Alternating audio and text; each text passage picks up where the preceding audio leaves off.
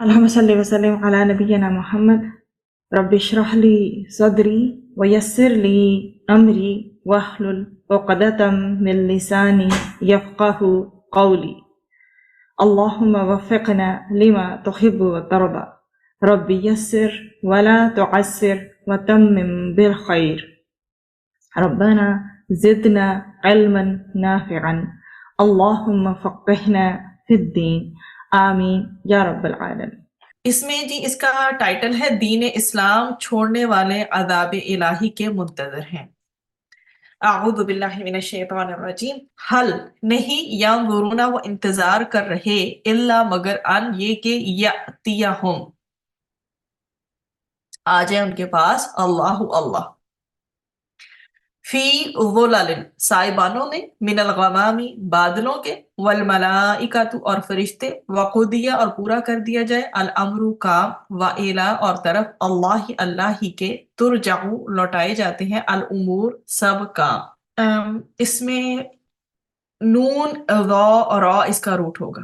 یہ جو نون ذا را ہے نا یہ ڈرانے والے مفہوم کے لیے ہوتا ہے، ٹھیک ہے، اور جو ینظرون کا ہے اس میں یہی نون ذا اور را ہوتا ہے، اور یہ بائی مسٹیک لگا ہے، انشاءاللہ اس کو کریکٹ کر لیا جائے گا۔ آپ اپنے پاس نون ذا اور را ہی لکھے، وہ انتظار کر رہے ہیں۔ انتظار کرنے کے مفہوم کے لیے یا ینظرون نظر ینظرو دیکھنے کے لیے بھی استعمال ہوتا ہے۔ پھر اس کے بعد آپ کے پاس ہے وہ لالن لام لام، ٹھیک ہے، سائبان، اور یہ اس سے پہلے بھی شاید آپ پڑھ کے آ چکے ہوں گے، سائبان بادل، اور سم ٹائم جو ہے اس سے مراد جو ہے عذاب الہی بھی ہوا کرتا ہے، لیکن یہاں پر سائبانوں کی بات ہے، اور پھر آیت کی روشنی میں بھی انشاءاللہ دیکھتے ہیں۔ من الغمامی تو غین میم میم بادل کو کہتے ہیں، اور سفید ابر کو کہتے ہیں، ٹھیک۔ قضیہ قاف ضاد اور یا سے فیصلہ کر دیا جانا، ٹھیک ہے، یہاں پر پورا کر دیے کے معنی میں لکھا ہوا ہے، فیصلہ کر دینا یا پورا کر دینا دونوں میں یہ مترادفات میں یہ استعمال ہوتا ہے، ٹھیک۔ اس میں آپ کے سامنے جی حل ینظرون پہلا پورشن دیکھیے، لوگوں کے انتظار سے مراد کون سا انتظار ہے؟ حل نہیں ینظرون وہ انتظار کر رہے، کس چیز کا انتظار کر رہے ہیں؟ وہ انتظار کر رہے ہیں قیامت کا، تو قیامت کا انتظار یہاں مراد ہے۔ اللہ سے لے کر الملائکہ تک، یہ کہ اللہ تعالیٰ اور فرشتے ان کے پاس بادلوں کے سائبانوں میں آئیں، تو دنیا میں اللہ تعالیٰ اور فرشتوں کی آمد کا انتظار ہے۔ وقضی الامر اور کام پورا کر دیا جائے، مطلب غیبی حقائق کے ظاہر ہونے کے بعد اسلام قابل قبول نہیں۔ فرعون نے بھی جب دیکھ لیا تھا تب بھی اس نے کہا تھا نا کہ میں ایمان لاتا ہوں، تو اللہ سبحانہ و تعالیٰ نے انسان کو بتا دیا ہے کہ جب تک اسے موت کے فرشتے نظر نہیں آتے اس سے پہلے ہے معافی، جب وہ نظر آ گئے، غیبی چیزیں غیبی حقائق نظر آ گئے، تو اس کے بعد پھر اسلام کو قبول کرنا اس کا کیا معنی ہے پھر؟ تو یعنی ایسی نشانی کے انتظار میں جس سے انہیں قطعی اور حتمی طور پر الٹیمیٹ ٹروتھ کا پتہ چلے یا الٹیمیٹ یقین آئے، ان کو ایسا یقین جیسے ہر انسان کو یہ یقین ہے کہ اسے موت آ کر رہے گی، تو اسے یہ خوب سمجھ لینا چاہیے کیا کہ جب ایسی نشانی آ جائے گی تو پھر ایمان لانے کی کچھ قدر و قیمت نہیں ہوگی، ٹھیک۔ ہمیں اللہ سبحانہ و تعالیٰ نے کہا ہے کہ ایمان بالغیب پہ یقین رکھو، تو ہم نے رکھنا ہے۔ اب دنیا کی جو ہماری آنکھیں اللہ تعالیٰ نے ہمیں عطا کی ہیں، ان سے دیکھنے کے بعد اگر ہم اسلام قبول کرتے ہیں، یا کوئی بھی شخص جو اسلام قبول کرتا ہے، تو کس معنی میں ہوگا اس کا اسلام؟ اس کی کوئی ویلیو نہیں ہوگی۔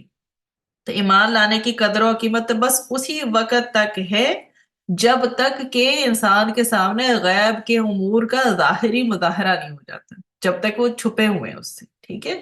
تو جب تک امور غیب جو اس حواس ظاہری جو ہماری آنکھیں کی دیکھنے کی جو حص ہے وہ ظاہری چیزوں کو دیکھتی ہے نا، لیکن امور غیب کو تو نہیں دیکھ سکتی، تو جب امور غیب آپ کو نظر آئیں تب آپ بلیو کریں، تو یہ کون سا بلیو؟ یہ ایمان بالغیب تو نہ ہوا۔ تو اللہ تعالیٰ نے تو سورۃ البقرہ کے شروع کی آیات میں انسان سے کیا مانگا ہے؟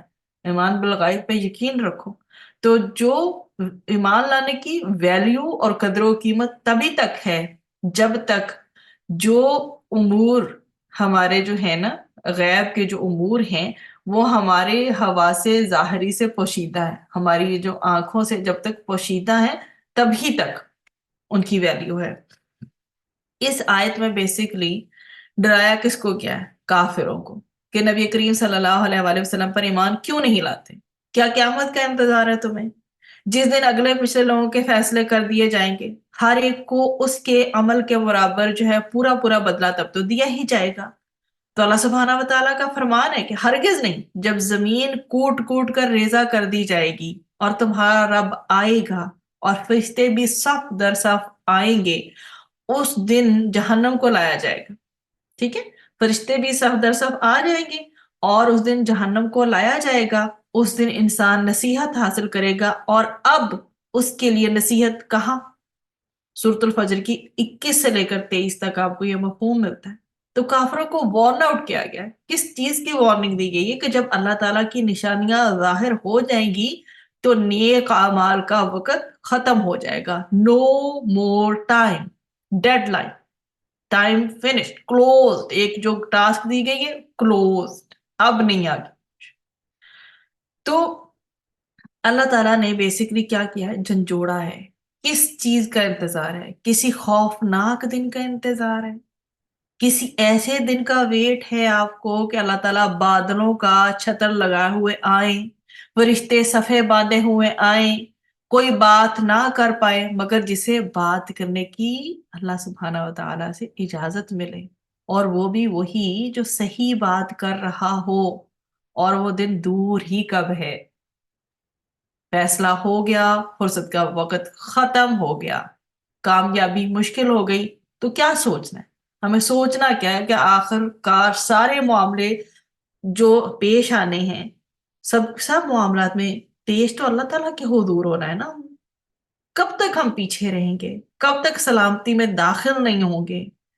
دیکھیں، اگر ہم اپنی سوچیں ایک لمحے کے لیے تو سلامتی قریب ہے نا، یہ دنیا کی سلامتی بھی ہے اور آخرت کی سلامتی بھی ہے، تو ہمیں کس چیز کا خوف ہے؟ پھر ہمیں قدم کیوں نہیں بڑھاتے؟ تو کیا ہے، اللہ تعالیٰ بہت رحیم اور کریم ہے، ہمیں اسی کی طرف قدم بڑھانے ہیں، ہمیں اللہ کی طرف جاتے ہوئے خوف نہیں کھانا۔ اللہ تعالیٰ ہمیں تھامے گا بھی اور ہمیں چلائے گا بھی۔ کیوں؟ وَإِلَى اللَّهِ تُرْجَعُ الْأُمُورُ، کیونکہ اللہ تعالیٰ کی طرف ہی سارے کے سارے معاملات لوٹائے جاتے ہیں۔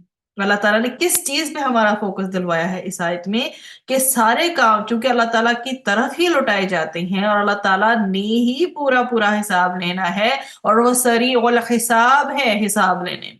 یہ ہم پچھلی آیت نمبر 202 میں آئی تھنک پڑھ کے آ چکے ہیں کہ اللہ تعالیٰ بہت تیز ہے حساب لینے میں، تو اس نے پورا پورا حساب لینا ہے، اور اللہ تعالیٰ نے ہر ایک کو اس کے عمل کا ریوارڈ دینا ہے۔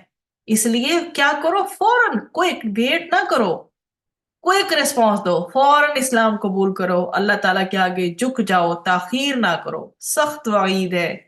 کیا شیطان کی پیروی کرنے والے اس دن کے انتظار میں ہیں جو ہولناک ہوگا اور ظالموں کے دل دہلا دے گا، اور جس میں فساد کرنے والوں کو پورا بدلہ دیا جائے گا۔